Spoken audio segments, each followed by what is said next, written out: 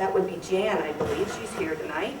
And she said, you ought to do a black lace. She picked one. You know, that was my first portrait class. And I thought to myself, I always kid that I'm not an art Nazi. When you come take my class, I don't make you do what I'm doing.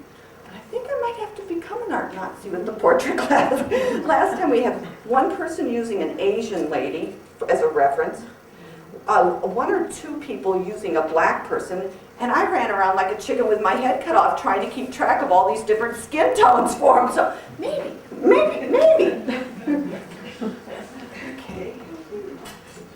So we're going to have to, I should be paying attention to my notes instead of yakking, but I'm having fun. And I'm going in with this lilac color, at least for the base on this. So what brand of paint is that lilac color? You know, I don't have it written down, so I'm not real sure. And I know I haven't redone the color chart since I bought those colors. You know, I kid that I'm a little OCD maybe because I do color charts. Yes, I got color charts. But I decided that's not true. Because if I was OCD, then I'd have them for every stinking color I have, and I don't. And for those of you that don't know what OCD is, that's, what is it? Obsessive compulsive disorder, which I thought was a much nicer way of putting it instead of saying you're anal.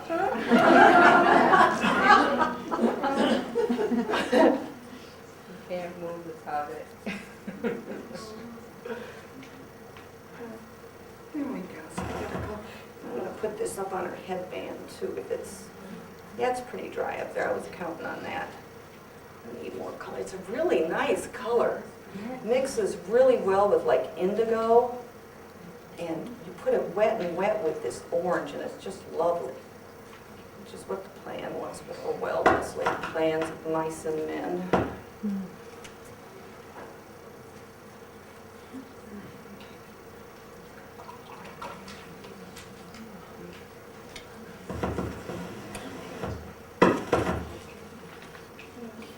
Well, I guess we'll do the eyes next because the lower part's not. Maybe I should check. Oh, this would be a good time to do this too. Maybe. It's a little wet still. So I'm going to be using Van Dyke brown rather, mixed in with a little bit of this blue. I know, I'm trying. Was it better when it was in my pocket? It's okay. We'll live, right?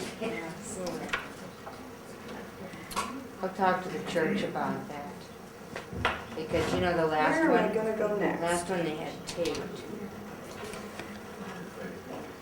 I should have meant to bring my hair dryer just in case this happened. And I forgot the hair dryer. Now we got static. Oh, if we could stick this. Well, I guess I'll try down here some.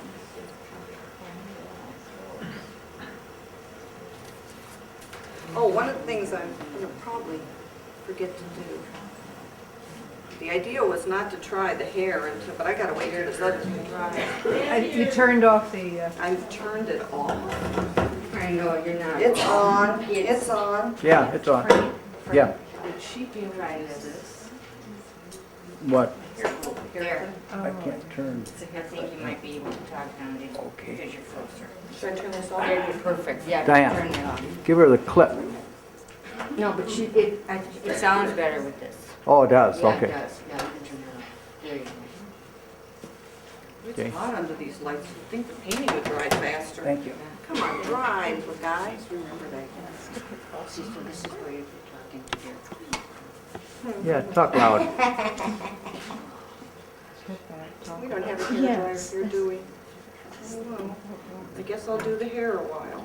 I was really hoping I wasn't going to do the hair because I'm a little nervous about whether I'm going to get this done or not. Now I've got this hair pretty in detail here, and for those of you that were thinking, as I told you I traced it, that was awful, I'm going to tell you right now that I can't see my lines worth of hoop.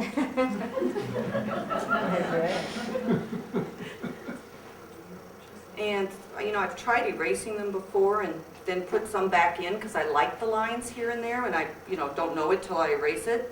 And what I found with that is it doesn't look the same. It looks, the lines are nicer when they've been washed over with a brush a few times. And I don't know why exactly. Don't let me, somebody help remind me that I'm supposed to be checking that this is dry. And as soon as it's dry, I'm gonna quit thinking around with hair.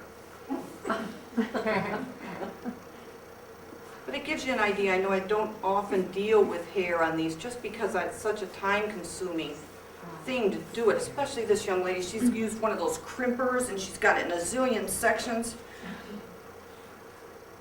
I'm probably putting too much detail in it. Okay, we're going to consider that dry. I often use blue for shadows on eyeballs, but I am going to use brown because that's what I see in my reference. But you know what? I'm changing my mind. Just for the fun of it, because I see it. So you can see what I do. I use my reference a lot for ideas as to what colors. Oh, do the detail and stand up straight. I think I'll just paint all that. Can you hear me then? Yeah. So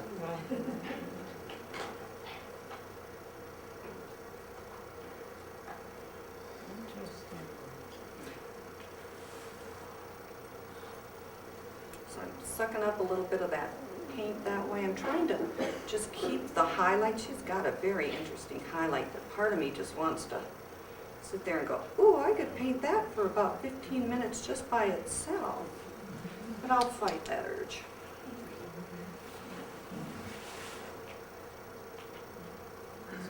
All the way across there.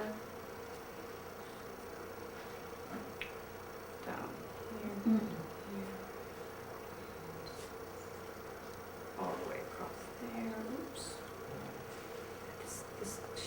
Her eyes are just so cool. Oh, and it's seeping in.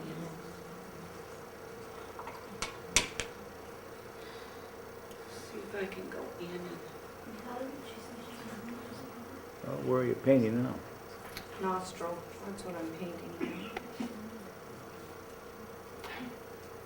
Because I forgot to paint it earlier. I really probably should have put the blue under there because it somehow got, one of them was sort of blue, but it's going to go pretty dark, so it's not going to matter a whole lot, except that I like the glow that it will do if I can get it.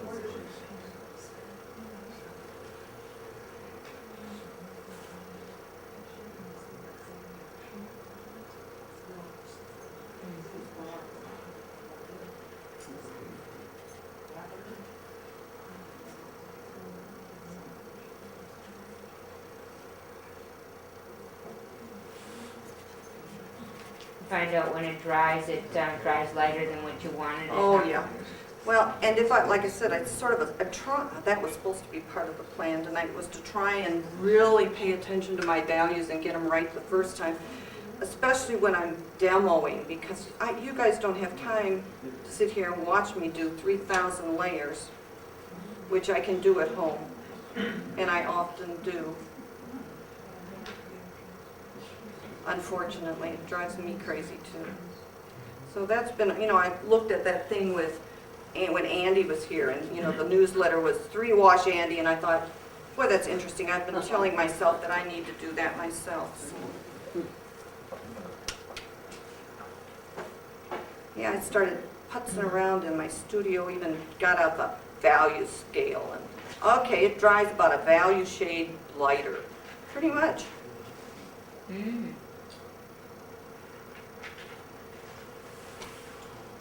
Change colors here. I'm going to wipe that color up before I do that again, because I don't want to get this too dark, this opaque color.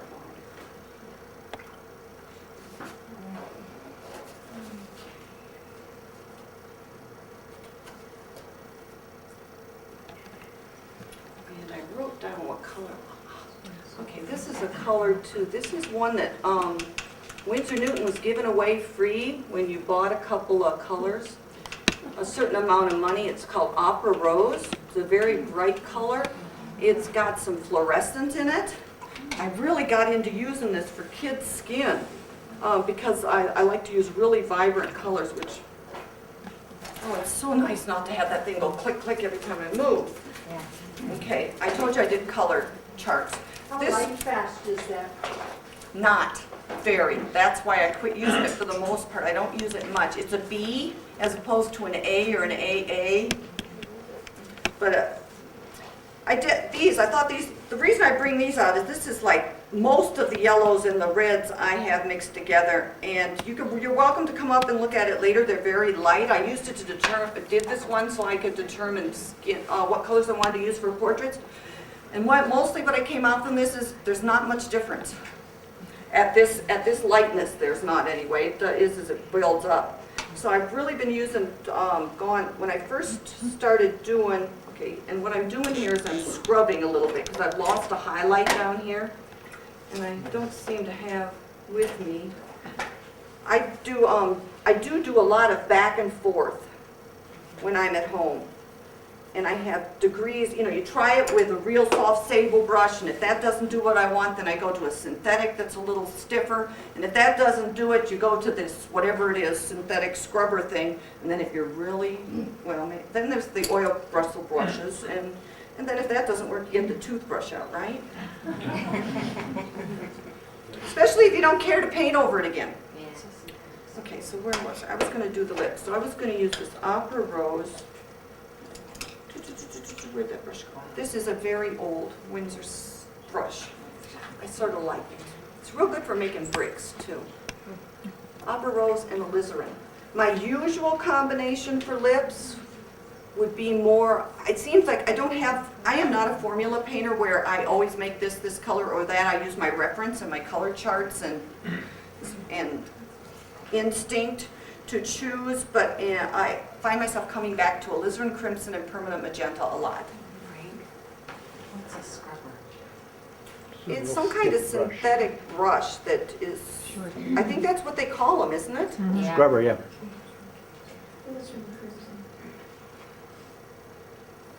Oh, and permanent Hey, move your head alizarin over. crimson, not true. No? Oh, that's pretty. I can spend hours on these lips, I tell Why, you. does the true fade away real Yeah. fast, or it's just? I think, and I'm not an expert on this, and it's sort of hard to get to know a lot about them because it's hard to find the information. Yeah. Dick Blick is actually sending me a bunch of color charts. I called them and I was asking him about transparency. Is it on now? Yeah. Okay. So anybody who hasn't picked up a package or somebody that they know who is going to be an art on the line, you may want to go through the names and then pick that package with you, and then that person can pick it up from your place.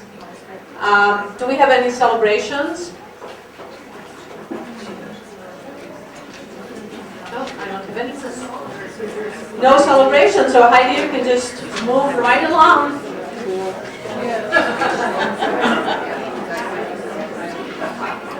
Okay, I started on a color here where I started with my mixture of brown and purple. In this case, it is Van Dyke Brown, which is a Winsor Newton color, and oh, it's a big mix of stuff, guys. Sorry. It started out with Winsor Purple, and I added some Permanent Rose. It's a Stephen Quiller color. I just started playing with those. I got given some when I did the Center for the Arts open canvas, which they're doing another version of this year. I don't remember exactly the dates. I think it's not till July. And it's going to be different than it has been in past years. That's all I can remember. Somebody was asking me about that I know is here. So I'm going back in that. And remind me if I forget, but I do want to go over how I trace to get started too. I have run out of the DVDs of the other portrait demo I did for local artisans in '05. But if you would like some, I can still make you some. That is on a Caucasian lady with freckles, the one over here. And this is a little darker than I would normally be attempting to put it down in one thing. I probably would have put more of that reddish orange color. Whoops. And when I do this, I am blotting some of the water and the paint off, so going in to soften these edges. Although that is really pretty cool hard there. Let's see if I can talk and paint at the same time about, oops, and talk, no, this has got to go. Okay, paper towels. It's a little softer than I had planned. There we go.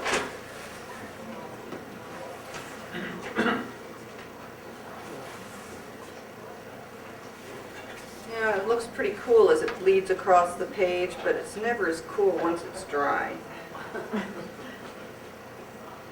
Well, seldom. I guess never would be a little strong.